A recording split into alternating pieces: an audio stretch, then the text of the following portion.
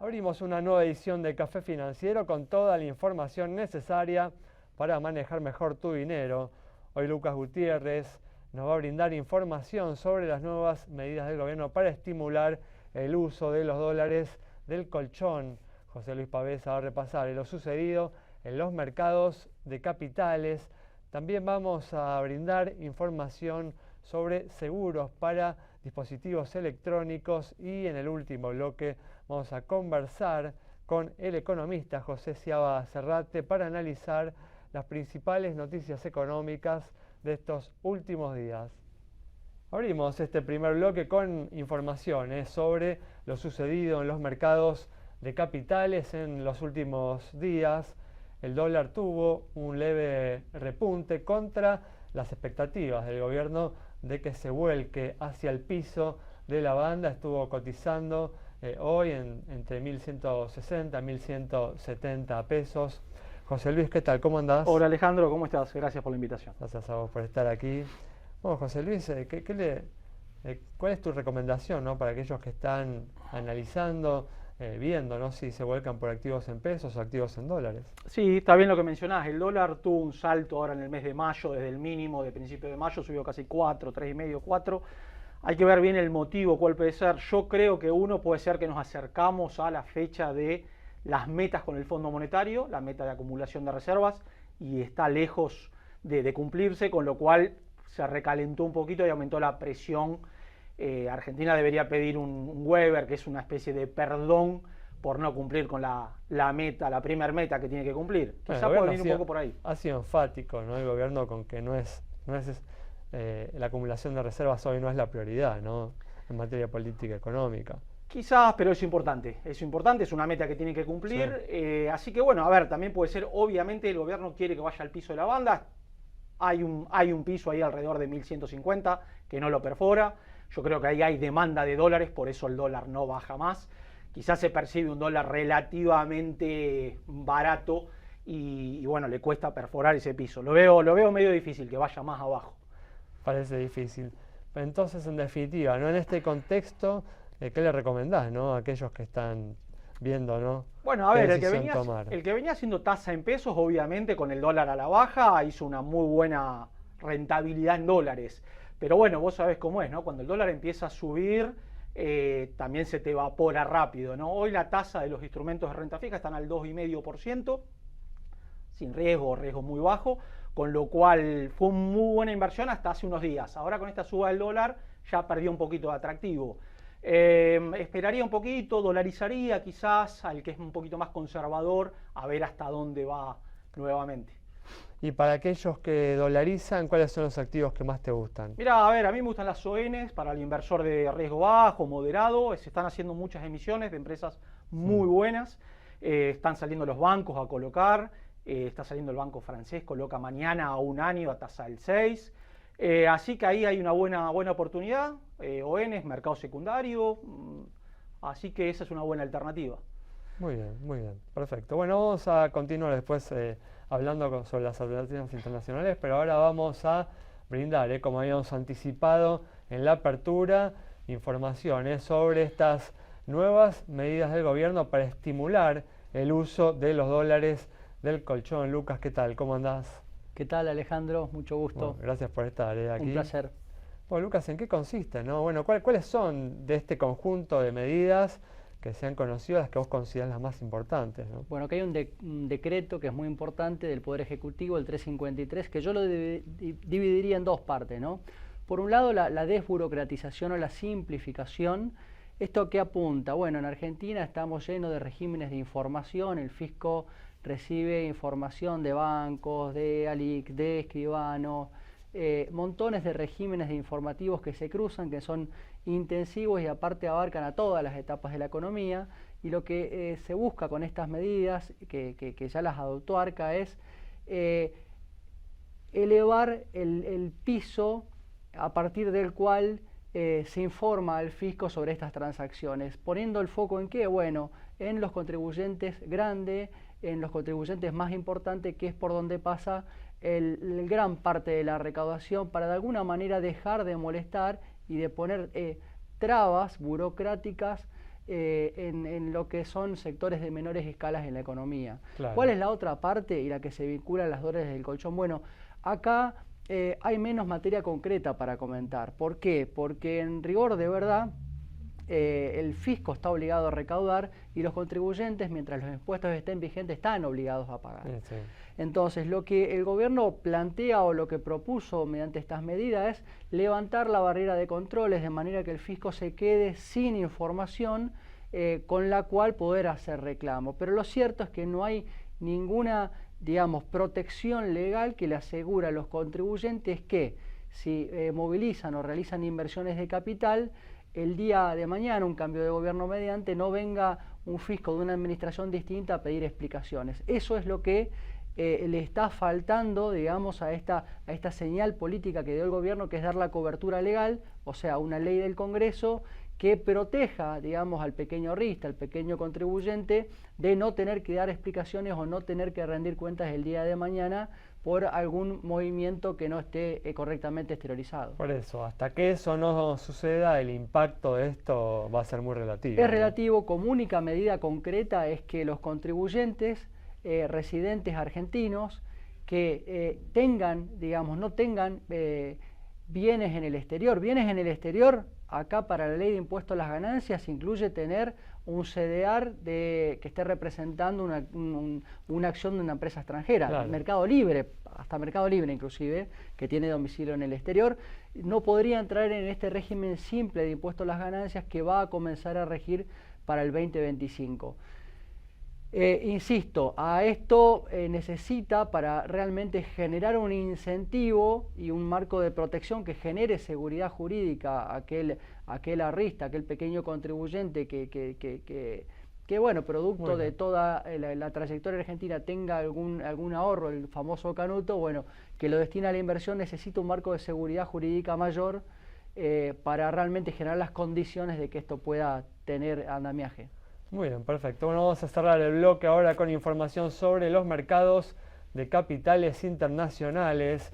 José Luis, hoy hubo una de cal, una de arena, ¿no? Las minutas de la Fed dando un panorama de que la baja de tasas no es inminente y un muy buen balance de Nvidia, ¿no? Sí, totalmente. El mercado está esperando que la Fed de nuevo baje las tasas. Al inicio de año se esperaban 5 bajas de tasa, ahora se esperan 2, con lo cual eso enfrió un poquito las expectativas. Pues es que al mercado le gustan las tasas bajas, obviamente, un abaratamiento del costo del crédito, del dinero. Y eso implica mayores ganancias. Mayores ganancias para la empresa, sobre todo para las empresas de crecimiento, las tecnológicas. Y mayores ganancias para las empresas son mayores valores de las acciones, ¿no? Totalmente, totalmente. Así que bueno, hoy la Fed salió a poner un poquito paño frío al decir que va a esperar el wait and see, digamos, data económica, que vean que la inflación realmente va al objetivo del 2 y ahí sí estarían bajando la tasa. El tema de la guerra comercial entre Estados Unidos y el resto del mundo, eso le puso un poquito de un cambio de expectativas, ¿no? Sí. Así que bueno, pero nada, el mercado rebotó bastante el último mes, desde el mínimo de abril, y recuperó mucho. Pero bueno, la información que se conoció de la Fed generó una leve baja en los principales índices bursátiles, pero después salió un buen balance de Nvidia que generó, ¿no? una recuperación en el... Al cierre del mercado presentó balance, el mercado lo esperaba mucho porque es la última grande, es una de las 10 empresas más grandes del mundo, con lo cual después mueve a todo el mercado. Parece que presentó un buen balance, sí, después habrá que analizar un poquito más. Así que bueno, en el postmercado, digamos, estaba subiendo bastante y eso puede marcar la tendencia de los próximos días, ¿no? Tal cual. Bueno, a ver, para cerrar, ¿tenés alguna recomendación para aquellos que buscan activos internacionales? Sí, a ver, a mí me gustan mucho, que generalmente los menciono, los ETF de índices. El SPY, el SPY, que replica el S&P 500, me parece un muy buen activo para el inversor, porque diversifica y demás. Pero después, una empresa como Apple, que había tocado un mínimo y empezó a recuperar, Google lo mismo, yo creo que son empresas con muy buenos fundamentos, que de las valuaciones están más bajas, y puede haber oportunidad ahí para entrar más barato. Muy bien, fantástico. Con estas recomendaciones de José Luis Pavesa cerramos este bloque. Quédate con nosotros, en instantes regresamos con mucha más información.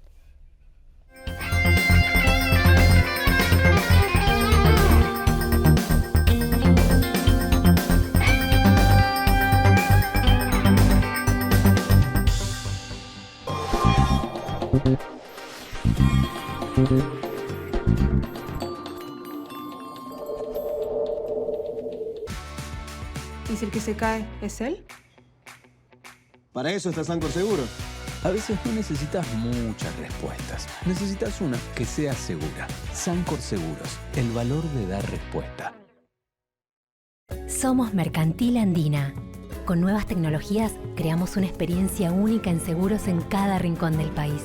Con los valores que nos identifican hace 100 años. Más interconectados que nunca, en una comunidad que inspira, evoluciona y crece. Mercantil Andina. Incondicional, siempre. La nueva Cooperativa de Seguros le ofrece las mejores coberturas para usted y su familia. Contáctese al 0800-333-4455. La nueva, honestidad para asegurar, solvencia para responder. Cada vez que contratas un seguro de Life, también ayudas a realizar un aporte económico que protege a la naturaleza. Life Seguros. Aseguramos tu forma de vivir y toda forma de vida. Santiago del Estero es el lugar ideal para disfrutar con familia y amigos. Déjate sorprender por nuestros paisajes, atractivos y los sabores más atrapantes. Seguro vas a querer regresar. Visita Termas de Río Hondo y nuestra capital santiagueña.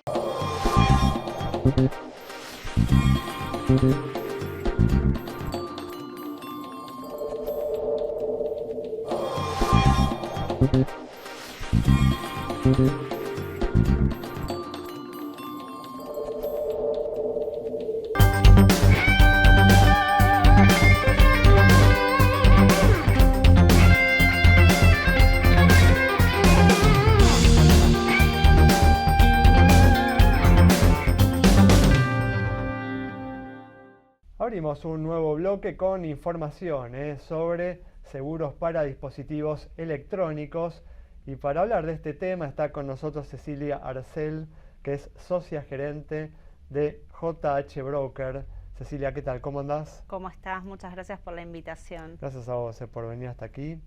Bueno, Cecilia, contemos, ¿no? ¿Qué tipo de equipos se pueden asegurar con estas coberturas? Mira, hoy el seguro, el público que contrata ya no solamente es el que trabaja en una oficina y demás. Con la pandemia cambió un montón. Sí. Hoy el dispositivo es una computadora. Yo trabajo mucho con celular, está mucho el home office, el freelancer, claro, el creador de contenido, y realmente se puede asegurar cualquier tipo de equipo, mientras que esté en condiciones. Uno no puede asegurar un celular que esté con la pantalla rota. Claro. Se puede asegurar dentro de lo que es Argentina y países limítrofes. Hoy tenemos muchos jóvenes que no solo trabajan desde Argentina, sino que con esta de la modalidad remota, quizás están trabajando en Uruguay, quizás se van de vacaciones y siguen conectados desde algún otro lado, y las compañías de seguros optaron por dar una cobertura mundial. Si a vos te pasa algo en el exterior, haces la denuncia correspondiente en el país que corresponde, donde estés en ese momento. Claro. Y para contratarlo vos demostrás preexistencia. ¿Cuáles son los riesgos que contemplan estos seguros, Cecilia? Robo, destrucción, a vos se te puede caer, se te rompe la pantalla, alta y baja tensión. Sí, tiene que ser utilizado por un mayor de edad. Bien. Si vos tenés niños en tu casa, hay compañías que a partir de los 14 años de edad en adelante te lo pueden suscribir, y en caso de que se le rompa a alguno de los adolescentes, que hoy todos tenemos adolescentes en casa que usan dispositivos, también estaría cubierto. ¿Y hay límites para las sumas aseguradas? ¿Cómo funciona esto? Eso depende de cada compañía. Vos tenés compañías que te ponen un tope de suma asegurada. Siempre hay una franquicia, que la franquicia va a cargo de la persona que es dueña del dispositivo. De robo total, algunas compañías te dan franquicia de 10%, otra del 20%. ¿Qué significa? Que si te lo roban, vos te vas a hacer cargo de un 20%. Claro. Esto es para que la gente también lo cuide, ¿no? Porque si no es, listo, lo cambio, se rompe, lo cubre el seguro. Claro. De alguna forma uno tiene una responsabilidad sobre el equipo que esté asegurando, sea GoPro, porque hoy hay para todo. Cecilia, el hurto no se cubre, ¿no? No, el hurto en realidad no te lo cubren ni en una bici, porque tiene que existir la violencia. Claro. Si yo voy a bailar con el celular y lo tenía en el bolsillo, no me doy cuenta y me lo sacaron. Eso es un descuido mío y es un hurto. Claro. Eso no estaría cubierto. ¿Y se pueden asegurar bienes regalados? Sí, a mí me pueden regalar un dispositivo, yo lo puedo asegurar. Siempre que lo voy a asegurar, la compañía me va a pedir que demuestre una factura de compra en caso de que me lo regalen y yo no tenga la factura, tengo la caja, el número de email, por ejemplo, en un celular, frente y dorso del equipo, que se vea que en qué condiciones está. Eso lo hace, ese filtro lo hace tu productor de seguros.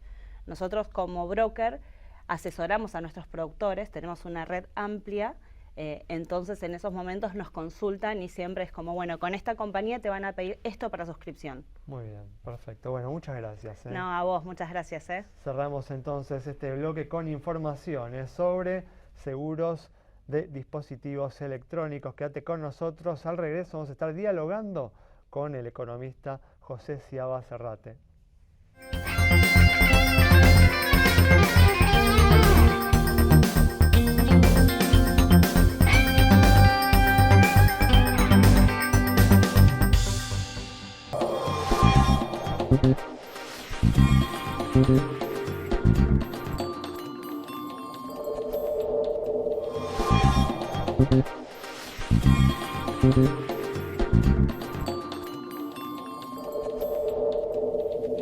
Grupo Petersen, desde 1920, construyendo el país. ¿Y si lo que fuerzan es la cerradura de la puerta? Para eso está Sancor Seguros.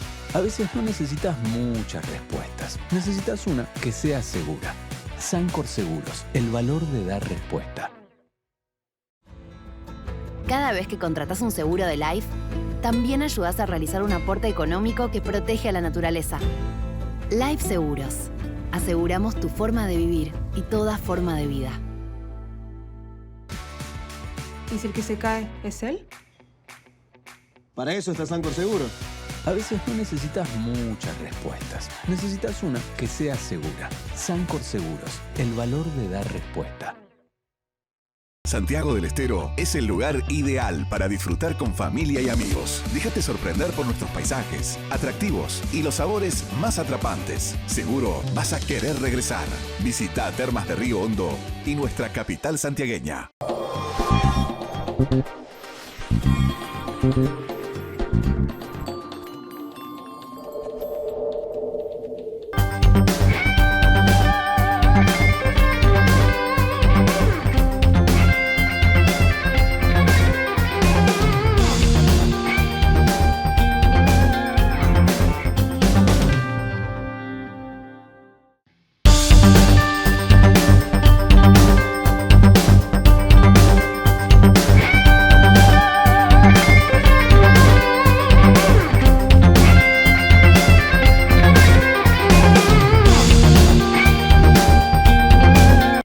Este último bloque ya con la presencia del economista José Ciaba Serrate para analizar los hechos más destacados en materia económica de estos últimos días. José, ¿qué tal? ¿Cómo andás? Muy bien, ¿cómo andás vos? Muy bien, gracias por estar una vez más aquí. Bueno, de acuerdo a algunos pronósticos, para el mes de mayo se espera una inflación que podría perforar el 2%, lo que implicaría la cifra más baja desde el inicio de este mandato. ¿Compartís, José, estas expectativas? Bueno, no tengo las mediciones, pero supongo una cifra inferior a la del mes pasado, cercana al 2%, casi con seguridad, y si es más baja mejor. Quizá el tema más importante sea ver un poco la inflación núcleo, que había sido bastante alta el mes pasado, pero no hay duda que con el enfoque que está siguiendo el gobierno, la inflación tarde o temprano va a ir cediendo. ¿Esperabas así una desaceleración de la inflación tan rápida después de la salida del cepo cambiario? Bueno, esperaba una salida del cepo cambiario a lo mejor con un componente mayor de flotación, ¿no? Y claramente Más allá de que ahora flotamos y antes teníamos un crawling peg, seguimos teniendo una ancla cambiaria muy fuerte, que en cierta medida se ha beneficiado por los dólares que aportó el fondo. Ahora tenemos un Banco Central con dólares en las reservas y un gobierno que sigue ejecutando un plan que es bastante parecido al anterior, con mucho énfasis en la desinflación, con menos premura que la que uno se podía haber imaginado en acumular reservas, a lo mejor en el medio del rango de las bandas y por ende con menos presión cambiaria. No vende reservas, ¿no? El Banco Central no interviene en el mercado. Tal cual ha eliminado el blend en la época, digamos, del año más favorable. Así que tenemos, cuando uno ve la dinámica cambiaria, uno no se sorprende por la desaceleración de la inflación. ¿Y estás de acuerdo con esta decisión del gobierno de priorizar la baja de la inflación por sobre la acumulación de reservas? Es un tema delicado. Me gustaría más si el gobierno estuviera más acelerado en, por ejemplo, recuperar subsidios, y si pudiera cambiar la composición de la recaudación, bajando más retenciones, o sea, cambiando el tipo de cambio real, modificando algunos impuestos, pero lo que está haciendo en línea general está muy bien. Y lo otro es una cuestión de predilección y quizá una secuencia, ¿no? La secuencia es distinta a la que uno se hubiera imaginado. ¿Por qué te preocupa? No me preocupa de manera excesiva. Entiendo que es un año electoral y entiendo también que el gobierno ha conseguido del fondo un programa que continúa lo que venía haciendo bajo un título de flotación, pero con menos flotación que lo uno que se podía imaginar y con más énfasis en bajar la inflación. El orden de los factores podía ser distinto. Creo que ellos han elegido esto, están más cómodos con esto, y la película no se acaba con la elección. Es importante que les vaya bien en la elección, pero digamos, estos temas van a seguir para más adelante. De todas formas, si lo comparamos con otros procesos electorales y con otras políticas económicas o políticas del Banco Central, hoy no estamos viendo un Banco Central que interviene para sostener un tipo de cambio. Bueno, solamente que ha vendido en los futuros, aparentemente. Hoy le mete bastante presión al tipo de cambio nominal. Ahí hay un nivel de intervención por el lado de los futuros, claro, es cierto. ¿No? Pero tenemos una política fiscal bastante alineada, la monetaria ahora, digamos, con una definición un poquito más clara. Me da la sensación de que hay un antes y después de la elección, y si uno mira cómo está evolucionando el plan electoral, por decirlo de alguna manera, después del triunfo en Cava y después de los resultados que hemos visto en los distritos donde ya se votó, creo que el gobierno está más firme. Hasta te diría que después del triunfo en Cava le ha trasladado la presión más al peronismo y luce el gobierno mucho más firme que lo que uno podía imaginar a esta altura, donde a lo mejor podía haber algunas dudas, porque Milei no tiene mucha representación a nivel de provincia.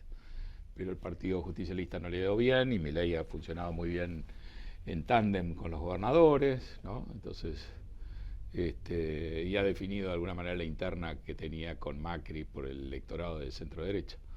Así que a esta altura, donde podíamos estar dudando, queda más claro que Milei tiene el liderazgo de esa franja de votantes, y lo último que hemos visto es que es muy factible que haya una alianza con el PRO para ir a votar a la provincia de Buenos Aires, y si eso se concreta, es muy probable que también el gobierno gane en la provincia de Buenos Aires. Así que, digamos, se ha allanado el camino en un tramo donde podía ser más complicado, y se lo ha logrado con mucha antelación. ¿Por qué crees que a pesar de todo esto todavía el riesgo país se mantiene en un nivel relativamente alto, ¿no? Le cuesta perforar ese nivel de 650 puntos cerca del cual está actualmente? Una reducción muy fuerte a fines del año pasado. Creo que este año se complicó un poco por la discusión con el fondo que pivoteaba sobre estos temas, y si bien se resolvió favorablemente y eso descomprimió el riesgo país, Trump complicó de alguna manera. No ver al gobierno comprando reservas mete alguna presión, algunos puntos adicionales, pero creo que todo es cuestión de tenacidad, persistencia, y finalmente si uno sigue en este camino de esta manera, creo que también el riesgo país va a ir bajando. ¿Y crees que estas nuevas medidas para estimular, ¿no?, el uso de los dólares del colchón puede aportar algo? Así como lo planteas vos, sí. ¿Puede aportar algo? Sí. Quizás se vendió como algo más ambicioso, parecía una especie de blanqueo, no muy claro, pero que apuntaba en ese sentido. Y apunta en ese sentido porque el gobierno dice que no se va a fijar, está levantando controles, mecanismos de reportes, pero la parte legal sigue siendo exactamente igual y entonces ahí uno tiene las dudas, digamos, de si bien se sobreentiende que uno puede usar a lo mejor estos dólares y no va a tener al arca respirando en la nuca, creo que esto va a tener más impacto si se acomoda el régimen legal de una manera compatible. La pregunta igual sería, ¿por qué el que no blanqueó hace pocos meses lo haría ahora, no? Porque a lo mejor ha seguido acumulando negro, porque a lo mejor tiene necesidades que no previó, porque a lo mejor le ve oportunidades, ya sea de consumir más, es decir, no me extrañaría que haya un uso de este sistema, pero creo que le falta perfeccionarse mejor, o si no, ver en la práctica hasta dónde uno puede aprovecharlo, dado que creo que hay una parte de lo que se prometió que falta, que es cambios legales, como para que uno pueda usar los dólares y no temer el día de mañana un problema judicial o un problema impositivo. Muy bien, muchas gracias, José. Gracias a vos. Cerramos entonces el programa de hoy con el análisis del economista José Sciaba Serrate sobre la situación de la economía argentina y las perspectivas para adelante. Nos reencontramos el próximo miércoles a las 20:30 aquí en Metro.